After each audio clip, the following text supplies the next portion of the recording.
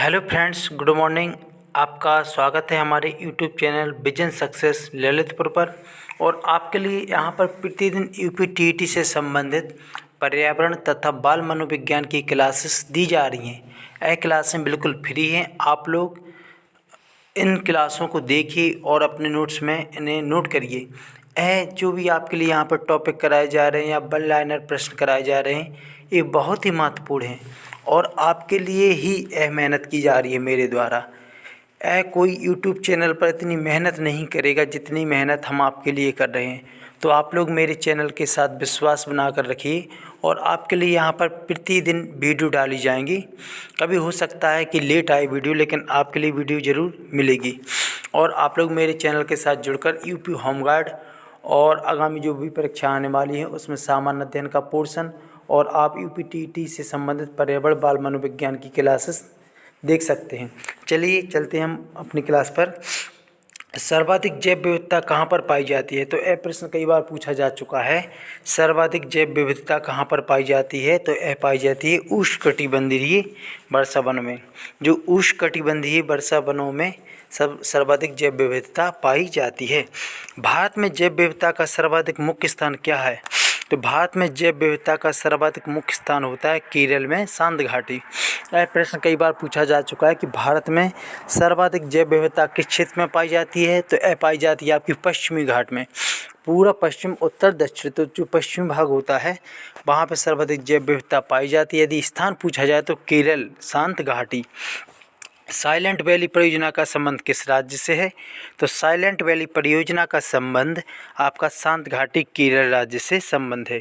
फूलों की घाटी का संबंध किससे है? तो यह प्रश्न भी कई बार पूछा जा चुका है कि फूलों की घाटी कहाँ पर पाई जाती है। तो आप लोगों को याद रखना है, फूलों की घाटी का संबंध आपके उत्तराखंड राज्य के चमोली ज़िले से है। यह पूछा जाता है कि फूलों की घाटी कहाँ अवस्थित है? तो फूलों की घाटी उत्तराखंड में अवस्थित है, जिसका स्थान है चमोली ज़िले।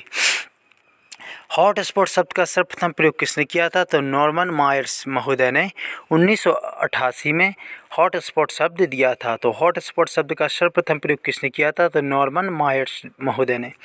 भारत में मुख्य रूप से जैव विविधता और हॉट स्पॉट स्थल हैं 4। भारत में यह प्रश्न पूछा जा चुका है, भारत में मुख्य रूप से कितने स्थल हैं? तो मुख्य रूप से भारत में 4 स्थल हैं। पूर्वी हिमालय का भाग, पश्चिमी घाट, पूर्वोत्तर भारत एवं अंडमान द्वीप समूह, इंडो-बर्मा वाला क्षेत्र और निकोबार द्वीप समूह जो सुंदरलैंड वाला क्षेत्र होता है वहाँ पर। ये आपके मुख्य 4 क्षेत्र ऐसे होते हैं जहाँ पर आपका जैव विविधता पाई जाती है। आइए आगे चलते हैं। झूम खेती, तो ये भी प्रश्न कई बार पूछा जा चुका है कि झूम खेती जो होती है वह किस भाग में प्रचलित है? तो झूम खेती देश के पूर्वी और उत्तर पूर्वी हिस्सों में प्रचलित है। जो झूम खेती होती है देश के पूर्वी और उत्तर पूर्वी हिस्सों में प्रचलित है। आपको झूम खेती के बारे में जो आपकी डिटेल्स क्लास रहेंगी, फसल वाला टॉपिक, उसमें इसको आपके लिए कंप्लीट पढ़ाया जाएगा। भारत सरकार ने अब तक 18 जैव मंडल आरक्षित क्षेत्र स्थापित किए हैं, जिसमें 12 तो यूनेस्को में अभी शामिल हो चुके हैं, जबकि कुछ जो 6 बाकी बचे हुए हैं उन पर अभी प्रोसेस चल रही है।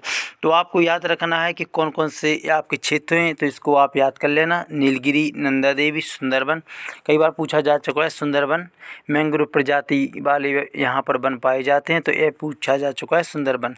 सिमलीपाल जो आपका उड़ीसा होता है, अमरकंटक पचमढ़ी मध्य प्रदेश में पाया जाता है। ग्रेट निकोबार, अगस्तमलाई, कंचनजंगा, पन्ना, ये आपके क्या हैं? ये आपके यूनेस्को में शामिल जैव मंडल आरक्षित क्षेत्र हैं। तो आप इसको याद कर लीजिए।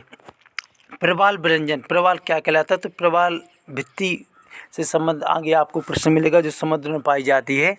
उसमें मूंगा चट्टानें, यानी एक मूंगा एक जीव होता है, उसके द्वारा उसका निर्माण किया जाता है। प्रवाल व्यंजन का तात्पर्य होता है कि एक प्रकार से ऐसी इसमें कई प्रकार की डिजाइन टाइप में एक परत सी बन जाती है।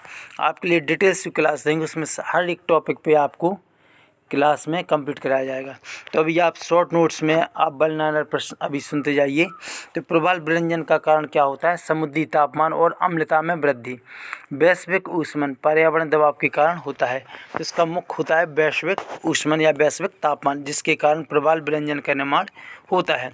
सुंदरवन मैंग्रोव वन क्षेत्रों के लिए जाना जाता है। हमने पहले बताया कि सुंदरवन कौन सी प्रजातियों के लिए जाना जाता है, तो मैंग्रोव वन, यहाँ पे कौन से वन पाए जाते हैं? मैंग्रोव वन क्षेत्रों के लिए जाना जाता है। in-situ संरक्षण, देखिए एक आता है ex-situ संरक्षण, एक आता है in-situ संरक्षण। तो जब किसी वनस्पति या जीव जंतु, ठीक है, का संरक्षण या उनके मूल प्राकृतिक आवास क्षेत्र में किया जाता है। यदि कह सकते हैं कि जब कोई वनस्पति हो या जीव जंतु हो तो उनके मूल क्षेत्र में ही उन्हें क्या किया जाए? संरक्षण का मतलब होता है उन्हें संरक्षण दिया जाए, हर एक कंडीशन दी जाए जिससे वह अपने जीवन यापन कर सकें। तो उन्हें हम क्या कहते हैं? इन सीटू संरक्षण। जबकि जानवरों को जब उनके मूल स्थान से अलग या कि दूसरे स्थान पर उन्हें स्थानांतरित किया जाता है और वहाँ पर उन्हें जीवन जीने के लिए कंडीशन दी जाती हैं, उसे कहते हैं हम एक्स सीटू संरक्षण। तो यह भी प्रश्न पूछा जा चुका है, इन सीटू संरक्षण और एक्स सीटू संरक्षण। ये आपके लिए पर्यावरण का जो बहुत इम्पोर्टेंट वाला टॉपिक होता है अभी वह कराया जा रहा है। इसके अंतर्गत आपका इसमें भूगोल, राजनीति, ये भी आपके कुछ टॉपिक इसमें इंक्लूड हो जाते हैं। IUCN एक अंतर्राष्ट्रीय संगठन जिसका कार्य प्रकृति की अखंडता और विविधता के संरक्षण के लिए दुनिया भर के समाजों को प्रभावित, प्रोत्साहित व उनकी सहायता करना, प्राकृतिक संसाधनों का उपयोग करना, इसके लिए यह कार्य करती है। IUCN एक क्या एक संगठन या संस्था है। IUCN अंतर्राष्ट्रीय प्राकृतिक संरक्षण संघ द्वारा ही प्रकाशित रेड डाटा बुक्स में विलुप्ति के कगार पर खड़ी संकटग्रस्त जातियां शामिल की जाती हैं। IUCN एक प्राकृतिक संस्था है जो क्या करती है? जो जीव जंतु या प्रजाति या वनस्पति जो क्या होते जा रहे हैं, विलुप्त होने की कगार पर हैं, उनके लिए एक रेड डाटा बुक जारी करती है, उसमें उनका विवरण दिया जाता है। तो यह कार्य किसका होता है? रेड डाटा बुक में IUCN संस्था का होता है। किसी प्रजाति को तब तक विलुप्त नहीं माना जाता है या विलुप्त माना जाता है जब प्राकृतिक आवास में वह 50 वर्ष से न दिखी हो। हम विलुप्त कब मानेंगे? जब वह प्राकृतिक आवास में, जहाँ पे जो प्रजाति या वनस्पति जीव जंतु पाए जाते हैं, जब वह अपने सही स्थान पे 50 वर्षों से ना देखें तो हम उन्हें कहते हैं विलुप्त की श्रेणी में। इरावती डॉल्फिन एक समुद्री डॉल्फिन है जो 2017 IUCN की जो रेड डाटा लिस्ट होती है उसमें शामिल किया गया था। IUCN international union for conservation of nature and natural resources red data book कौन सी सूचना करती है? तो लुप्त प्राय पौधों व जंतुओं की सूचना को संग्रहित करती है। रेड डाटा बुक का प्रकाशन IUCN संस्था द्वारा किया जाता है जिसकी स्थापना 1964 में की गई थी, जिसका संबंध होता है संकटग्रस्त जीव जंतुओं से होता है। लाल पांडा क्या है? तो संकटग्रस्त श्रेणी में शामिल हो चुका है। कस्तूरी मृग संकटग्रस्त श्रेणी में आता है। एशियाई वन गधा संकट के नज़दीक है, जबकि साइबेरियन सारस, भारतीय सारंग, सौंचरिया अति संकटग्रस्त श्रेणी में शामिल किए गए। जो आपकी रेड डाटा बुक होती है इसमें संकटग्रस्त, अति संकटग्रस्त, ये अलग अलग प्रकार के इन्हें डिवाइड किया गया है जो आपके लिए डिटेल्स क्लास में बताया जाएगा। तो आप लोग मेरे इस चैनल के साथ जुड़े रहिए, ज़्यादा से ज़्यादा सब्सक्राइब करिए, लाइक और कमेंट करिए।